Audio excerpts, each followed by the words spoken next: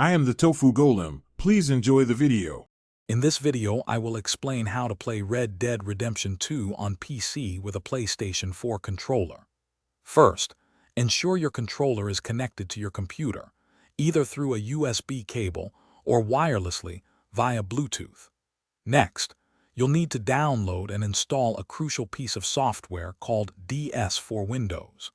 This application is essential because it allows your PlayStation 4 controller to be recognized as an Xbox controller by your PC, which is the only way many games, including Red Dead Redemption 2, natively support gamepads. Getting DS4 Windows set up is straightforward. Begin by visiting the official DS4 Windows website to download the most recent stable version of the software.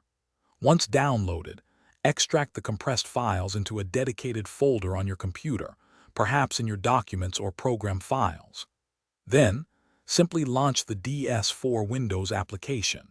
It will guide you through a quick initial setup process, including installing necessary drivers, which usually takes just a few moments to complete.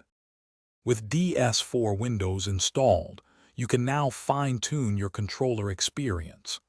Open the application and navigate to the Profiles tab. Here, you can create a new profile tailored for Red Dead Redemption 2.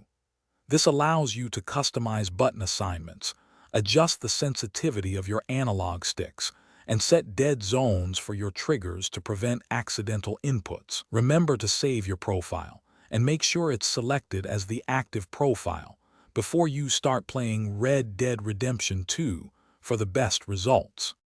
Once your DS4 Windows profile is active and your PlayStation 4 controller is connected, you are ready to launch Red Dead Redemption 2. The game should now recognize your controller as an Xbox gamepad, allowing for seamless gameplay. If you encounter any issues, such as unresponsive controls, try closing and reopening DS4 Windows or even restarting your computer. Also, confirm that no other controller emulation software is running simultaneously, as this can cause conflicts and prevent proper functionality. Thanks for watching. Consider subscribing if we helped you today.